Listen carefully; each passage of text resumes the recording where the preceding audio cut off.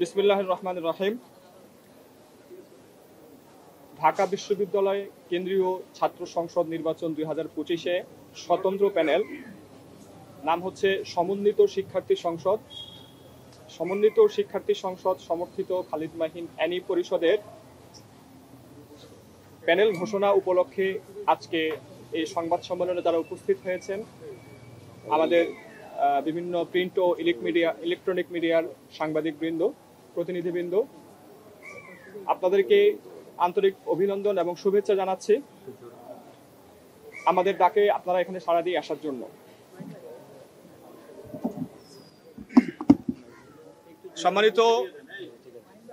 সম্মানিত সংবাদকর্মী, প্রতিনিধিবৃন্দ, জুলাই অভ্যুত্থান পরবর্তী সময়ে বিশ্ববিদ্যালয় ক্যাম্পাসগুলোতে ছাত্র সংসদ নির্বাচন একটি অপরিহার্য বিষয় ছিল। কারণ বিগত সময়গুলোতে আমরা লক্ষ্য করেছি ছাত্র সংসদ না থাকায় ক্যাম্পাসগুলোতে ক্ষমতাসীন দলের ছাত্র সংগঠনের একক আধিপত্য বিস্তার করে থাকত। এর ফলে শিক্ষার্থীরা তাদের ন্যায্য অধিকার থেকে বঞ্চিত হয়েছিল, দল দাসে পরিণত হতে বাধ্য হয়েছিল। ক্যাম্পাসে লেজুর ভিত্তিক রাজনৈতিক ধারা প্রতিষ্ঠিত হওয়ায় ক্যাম্পাস হয়ে উঠেছিল রাজনৈতিক সন্ত্রাসের অভয়ারণ্য। এতে করে বিশ্ববিদ্যালয়ের শিক্ষার পরিবেশ এবং মুক্ত রাজনৈতিক ও গণতান্ত্রিক চর্চা পুরোপুরি বা সম্পূর্ণ বিনষ্ট হয়ে গিয়েছিল। উপরন্তু বিশ্ববিদ্যালয়ে শিক্ষা ও গণতান্ত্রিক সুষ্ঠু পরিবেশ ফিরিয়ে আনতে আমাদের প্রশাসনের কাছ থেকে কোনোরূপ আমাদের প্রত্যাশিত তাদের পদক্ষেপ আমরা দেখতে পাইনি। ফলশ্রুতিতে 5ই আগস্ট পরবর্তী ক্যাম্পাসগুলোতে ক্যাম্পাসের শিক্ষা, গবেষণা, সর্বোপরি পড়াশোনার পরিবেশ উন্নত করার জন্য ফিরিয়ে আনার জন্য ছাত্র সংসদ নির্বাচনগুলো অনুষ্ঠিত করা বাধ্যতামূলক হয়ে উঠেছিল। এই চিন্তা থেকেই আপনারা দেখেছেন গত নভেম্বর মাস থেকে আমরা ঢাকা বিশ্ববিদ্যালয় কেন্দ্রীয় ছাত্র সংসদ নির্বাচন আয়োজনের জন্য আমরা আন্দোলন করে আসছিলাম। আমরা নভেম্বর-ডিসেম্বরের দিকে বিশ্ববিদ্যালয় প্রশাসনের নিকট বারবার করে স্মারকলিপি দিয়েছিলাম যাতে দ্রুত সময়ের মধ্যে আমাদের ডাকসু নির্বাচন অনুষ্ঠিত করে। তাতেও আমরা সফল না হওয়ায় আমরা ফেব্রুয়ারিতে গণস্বাক্ষর কর্মসূচি এবং অবস্থান কর্মসূচি গ্রহণ করে আমরা প্রশাসনকে চাপ দিয়েছিলাম। তাতেও না হওয়ায় আমরা কোরবানি ঈদের আগে আপনারা দেখেছেন আমরা অনশন পর্যন্ত বসেছিলাম। আলহামদুলিল্লাহ, সেই অনশনের পরিপ্রেক্ষিতে বিশ্ববিদ্যালয় প্রশাসন বাধ্য হয়ে ডাকসুর রোডম্যাপ ঘোষণা করে। যে রোডম্যাপ অনুযায়ী বিভিন্ন স্তর পার হওয়ার পর আজকে ছিল মনোনয়ন জমা দেওয়ার সর্বশেষ দিন।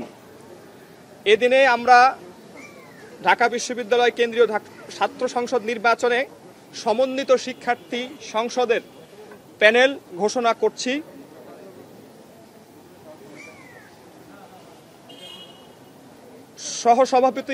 সহসভাপতি হিসাবে প্রতিদ্বন্দ্বিতা করবেন মোহাম্মদ জামাল উদ্দিন খালিদ। সাধারণ সম্পাদক বা জিএস হিসাবে প্রতিদ্বন্দ্বিতা করবেন মোহাম্মদ আবু সায়াদ বিন মাহিন সরকার। সহসাধারণ সম্পাদক বা এজিএস হিসাবে প্রতিদ্বন্দ্বিতা করবেন ফাতিহা শারমিন অ্যানি। আমি একটু আমাদের পরিচয়গুলোর সাথে সাথে দিয়ে দেই। আমাদের জিএস হিসাবে যিনি আছেন আপনারা জানেন, আমাদের বৈষম্য বিরোধী ছাত্র আন্দোলনের সাবেক কেন্দ্রীয় 5 নং সমন্বয়ক ছিলেন আমাদের মাহিন সরকার। তিনি আমাদের জিএস পদে প্রতিদ্বন্দ্বিতা করবেন। ফাতিহা শারমিন অ্যানি আমাদের এজিএস পদে প্রতিদ্বন্দ্বিতা করবেন, যিনি হচ্ছে লক্ষ্মীপুর ছাত্র কল্যাণ সমিতির সভাপতি হিসাবে আছেন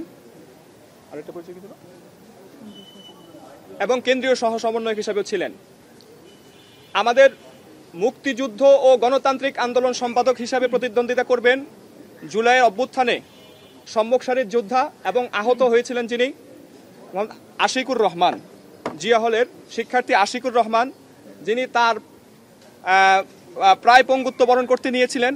আল্লাহ তাআলার শুকরিয়া যে উনি অনেকটা রিকভার করেছেন, কিন্তু বর্তমানেও তিনি এখন পর্যন্ত অসুস্থ অবস্থায় আছেন, হাঁটতে কষ্ট হয় তার। আমাদের আশিকুর রহমান মুক্তিযুদ্ধ ও গণতান্ত্রিক আন্দোলন সম্পাদক জুলাইয়ের, যিনি আহত। বিজ্ঞান ও প্রযুক্তি সম্পাদক হিসাবে আমাদের এখানে আছেন, প্রতিদ্বন্দ্বিতা করবেন ঢাকা বিশ্ববিদ্যালয় আইটি সোসাইটির সভাপতি এবং স্বাস্থ্য বিষয়ক কেন্দ্রীয় কমিটির 1 নং সদস্য আব্দুল্লাহ ইবনে হানিফ আরিয়ান। আমাদের কমন রুম, রিডিং রুম ও ক্যাফেটেরিয়া সম্পাদক হিসাবে আছেন ফারজানা আক্তার মিতু। আন্তর্জাতিক সম্পাদক হিসাবে আছেন ইমরান মিয়া। সাহিত্য ও সংস্কৃতি সম্পাদক পদে আছেন মুহতাসিন বিল্লাহ ইমন।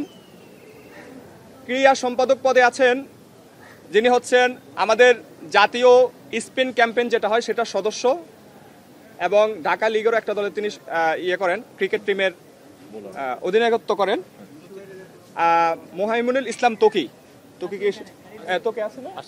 ওকে, হাত তুলেন। আমাদের ক্রীড়া সম্পাদক, আমি মনে করি যে আমাদের ক্রীড়া সম্পাদকদের মধ্যে সবচেয়ে শক্তিশালী প্রার্থী। ছাত্র পরিবহন সম্পাদক হিসাবে আছেন রাশেদ খান আদিব। সমাজসেবা সম্পাদক হিসাবে আছেন মোহাম্মদ ফাইজুল্লাহ। স্বাস্থ্য ও পরিবেশ সম্পাদক হিসাবে আছেন মেহরিন আফরোজ মাইশা। এবং আমাদের সদস্য হিসেবে 13 জনই সদস্য প্রার্থী আছেন। সম্পাদক পদে আমরা আমাদের যে তন্নির জন্য আমাদের যে গবেষণা ও প্রকাশনা সম্পাদক পদটা আমরা খালি রেখেছি তার সম্মানার্থে, জুলাইয়ের যিনি আহত আমাদের।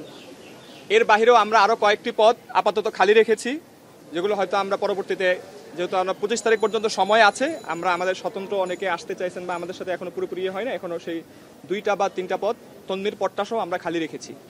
তন্নির সম্মানার্থে আমরা খালি রেখেছি, আরও 2টা পদ খালি আছে এমনিতে। এর বাইরে আমাদের 13 জন সদস্যদের নাম হচ্ছে মোহাম্মদ গিয়াসউদ্দিন, ঢাকা বিশ্ববিদ্যালয় আইটি সোসাইটির সাবেক সভাপতি। তারপরে আছেন হচ্ছে রাহাত শিকদার, বাইজিদ হাসান, মোহাম্মদ আব্দুল বাসিদ, মোহাম্মদ মোফাজ্জল হোসেন, তিনি হচ্ছে আমাদের সিলেটের যে ছাত্র কল্যাণ সম্পাদক তার সেক্রেটারি, ছাত্র কল্যাণ যে একটা কমিটি, কি জানেন নাম, জালালাবাদ ছাত্র কল্যাণ সাধারণ সম্পাদক। মোহাম্মদ মনির হোসেন আছে, তিনি হচ্ছে লক্ষ্মীপুর জেলা ছাত্র কল্যাণের সাধারণ সম্পাদক।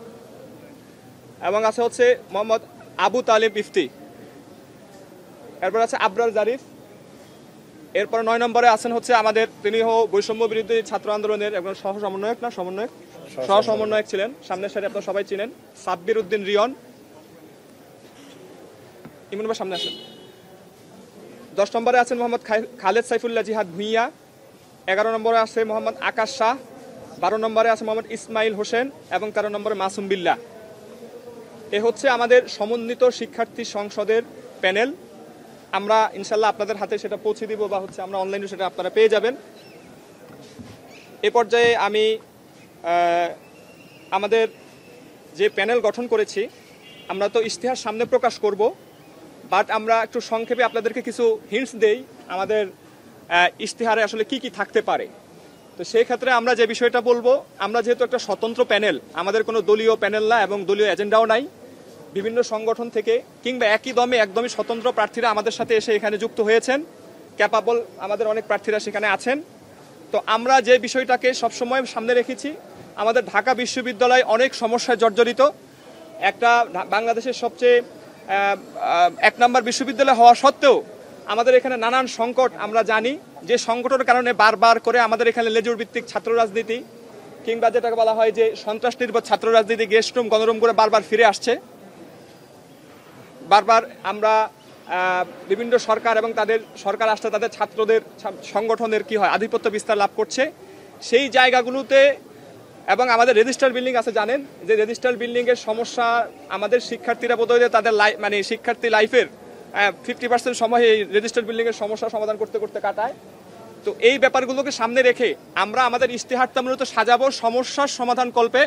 আমাদের পরিকল্পনা ঢাকা বিশ্ববিদ্যালয়ের যেগুলো সমস্যাগুলো আছে সেই সমস্যার সমাধান কল্পে আমাদের পরিকল্পনা, এই আকারে আমরা ইশতেহারগুলো করব। খুব বড় ইশতেহার আমরা করব না, আমরা যেইটুকু কাজ করতে পারবো বা যেটুকু সম্ভব আগামী 1 বছরে করা, আমরা চমকপ্রদ বা চটকদার ইশতেহারে বিশ্বাসী না। আমরা পিছন থেকে যে কাজগুলো করে এসেছি, আপনারা আমাদের এখানে যারা সামনে বসা আছে প্রত্যেককে চিনেন।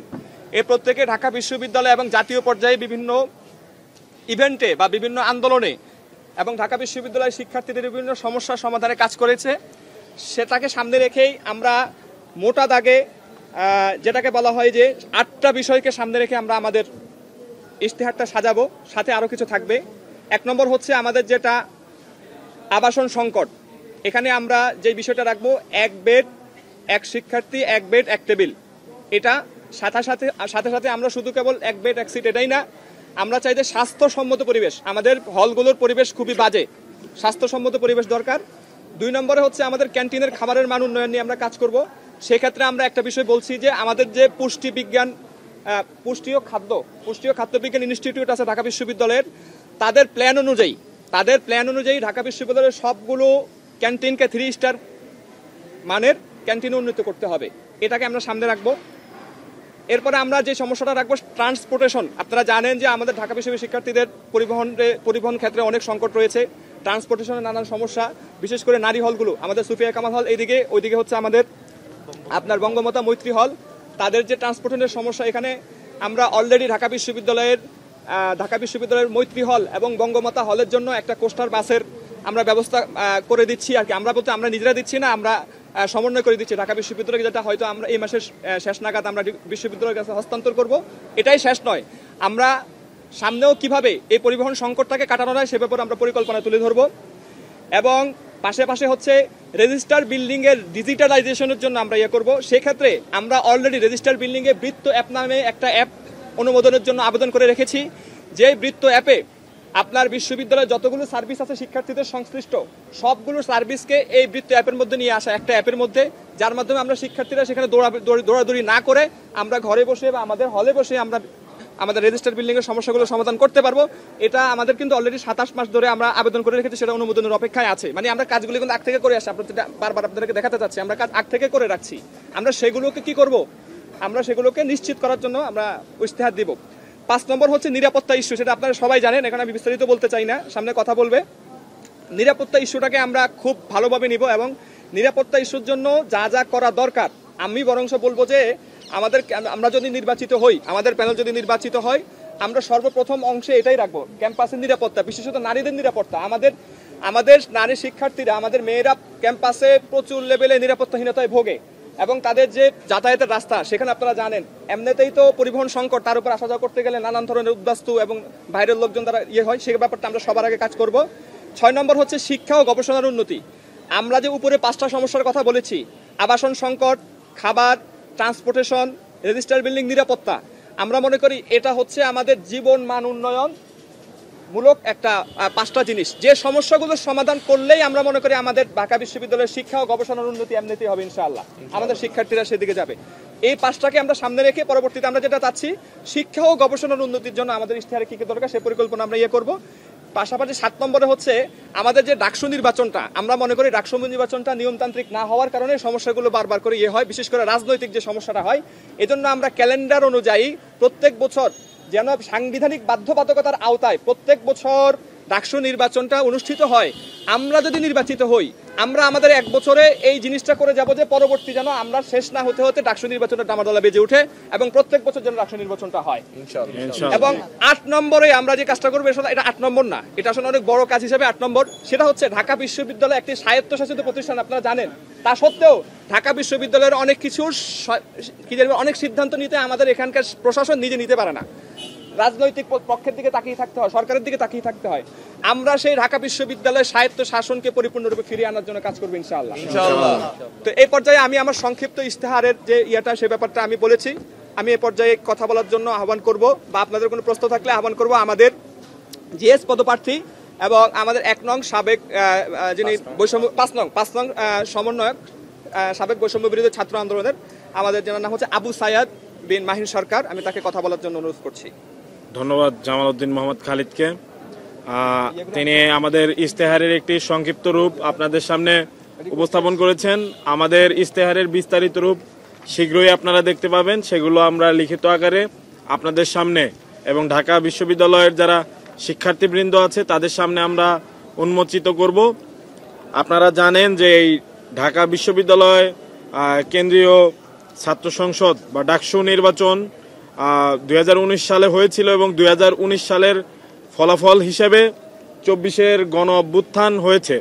এবং আমরা এটি মনে করি এই কারণে যে 2019 সালের এই ডাকসু নির্বাচনের ফলে আমাদের যে মুক্ত বাক স্বাধীনতা সেটি নিশ্চিত হয়েছিল এবং সেই জায়গা থেকে আমরা যারা হলে থাকতাম, যে সমস্ত শিক্ষার্থী, তারাও আমরা কথা বলতে শিখেছি।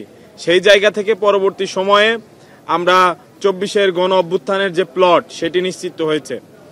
আমরা চাই যে ঢাকা বিশ্ববিদ্যালয়কে একটি আধুনিক এবং মডেল বিশ্ববিদ্যালয় হিসেবে শুধু বাংলাদেশ নয়, সারা বিশ্বের সামনে উপস্থাপন করার জন্য। ঢাকা বিশ্ববিদ্যালয়ের যে শিক্ষার্থীদের প্রতিদিনকার যে সমস্যা, সেগুলো আমরা যারা হলে থাকি এবং নিয়মিত ক্লাস করি, এই শিক্ষার্থীরা সবচেয়ে ভালো বোঝেন। আমরা আমাদের জায়গা থেকে শুধু কাজ করব এরকম নয়, আমরা কিন্তু ইতোপূর্বে অসংখ্য কাজ আমরা এই প্যানেলের যারা সদস্যবৃন্দ আছে তাদের দ্বারা বাস্তবায়নকৃত হয়েছে।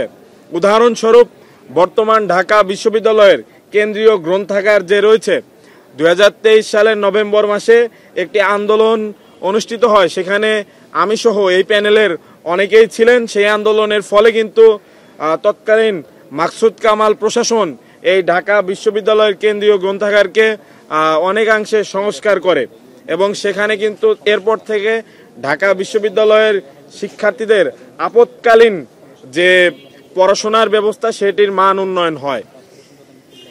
এর পাশাপাশি ঢাকা বিশ্ববিদ্যালয়ের 5 আগস্ট পরবর্তী যেই সংকটটি ছিল, সেটি হলো নিরাপত্তা ঘটিত সংকট। সেই নিরাপত্তার জায়গা নিয়ে আমরা কাজ করেছি। আপনারা সবাই জানেন, গত বছরের অক্টোবর মাসে আমি মোহাম্মদ মাহিন সরকারের পক্ষ থেকে বাদী হয়ে একটি মামলা করা হয়, যেখানে 391 জন আসামিকে নাম উল্লেখ করে এবং অজ্ঞাতনামায় 1000 জনকে রেখে একটি মামলা করা হয় শাহবাগ থানায়। সেই মামলার ফলশ্রুতিতে কিন্তু ঢাকা বিশ্ববিদ্যালয়ে সন্ত্রাসী ছাত্রলীগের আনাগোনা কমে গেছে। যদিও এটির দায়িত্ব ছিল প্রশাসনের, কিন্তু প্রশাসন একেবারে তাদের যে তালিকা করা, সেখান থেকে শুরু করে মামলার প্রক্রিয়া পর্যন্ত যাওয়া পুরোটুকুতে ব্যর্থতার পরিচয় দিয়েছে। এটির দায়িত্ব সম্পূর্ণভাবে তাদের ছিল। এর পাশাপাশি ঢাকা বিশ্ববিদ্যালয়ে যারা আহত শিক্ষার্থী আছে, এই আহত শিক্ষার্থীদের ব্যক্তিগত উদ্যোগে কিংবা বিভিন্ন ফাউন্ডেশনের সাথে যোগাযোগ করে তাদেরকে আপৎকালীন একটি পাশে দাঁড়ানোর মতো ব্যবস্থা আমরা করে দিয়েছি এবং এখানে আমাদের যিনি আহত শিক্ষার্থী আছেন, তিনি নিজে তার সাক্ষ্য। এবং তার পাশাপাশি ঢাকা বিশ্ববিদ্যালয়ে যে শিক্ষার্থীবৃন্দ আহত হয়েছেন, তাদেরকে বৈষম্য বিরোধী ছাত্র আন্দোলনের পক্ষ থেকে আমি মোহাম্মদ মাহিন সরকার এর উদ্যোগে হিরোজ অফ ডিউ নামক প্রোগ্রাম আয়োজন করে তাদেরকে আমরা সম্মানিত করার সর্বোচ্চ চেষ্টাটুকু করেছি। এর পাশাপাশি ডাকসু আন্দোলন এবং পিলখানার ভেতর দিয়ে যারা লেদার ইনস্টিটিউটের শিক্ষার্থীবৃন্দ, তারা যেন চলাচল করতে পারেন, তাদের যেন পূর্বের অবস্থায়, অর্থাৎ 2009 সালে পিলখানা হত্যাকাণ্ড ঘটার পূর্বে যেমন সিভিল সোসাইটি সেই পিলখানার রাস্তা ব্যবহার করতে পারতেন, এখনও যেন ঢাকা বিশ্ববিদ্যালয়ের যারা শিক্ষার্থীবৃন্দ আছেন, যারা লেদার ইনস্টিটিউটে লেখাপড়া করেন, তারা যেন সেখান দিয়ে পাস করতে পারেন এবং তাদের যাত্রাপথ যেন সংক্ষেপ হয়, সেই ব্যবস্থা কিন্তু আমরা করেছি। আমাদের যিনি সম্মানিত স্বরাষ্ট্র উপদেষ্টা আছেন, তিনি কিন্তু এটি গ্রহণ করেছেন। অর্থাৎ আমাদের এই প্যানেলের যারা সদস্যবৃন্দ আছেন, প্রত্যেকে ইন্ডিভিজুয়ালি বিগত সময়ে শিক্ষার্থীদের জন্য বিভিন্ন কাজ করে এসেছেন। আমরা আমাদের প্যানেলের পক্ষ থেকে বলতে চাই, আমরা যদি নির্বাচিত হতে পারি, কোনো অবাস্তব কিংবা অলৌকিক ইশতেহার আমরা দেব না। 1 বছরের জন্য যেগুলো বাস্তবায়নযোগ্য, আমরা তার সবগুলো বাস্তবায়ন করে ছাড়বো ইনশাল্লাহ। আমি এখন আমাদের যিনি এজিএস প্রার্থী ফাতেহা শারমিন এনিকে তার বক্তব্য প্রদানের জন্য আহ্বান জানাচ্ছি। ধন্যবাদ জানাচ্ছি আমাদের জিএস পদপ্রার্থী মাহিন সরকারকে। সবাইকে আসসালামু আলাইকুম। আপনারা এখানে উপস্থিত হয়েছেন, তার জন্য আমরা আপনাদেরকে ধন্যবাদ জানাচ্ছি। ডাকসু নির্বাচন 2025-এ আজকে আমরা একটা স্বতন্ত্র প্যানেল, আমাদের প্যানেলের নাম ঘোষণা করা হয়েছে সমন্বিত শিক্ষার্থী সংসদে। আমরা আজকে আপনাদের এখানে আমাদের যেই প্যানেলের পূর্ণাঙ্গ ঘোষণা না হলো, মোটামুটি 2-1 জন বাদ দিয়ে সবাইকে আমরা ঘোষণা করেছি। আমাদের স্লোগান নির্ধারণ করা হয়েছে ডিউ ফার্স্ট।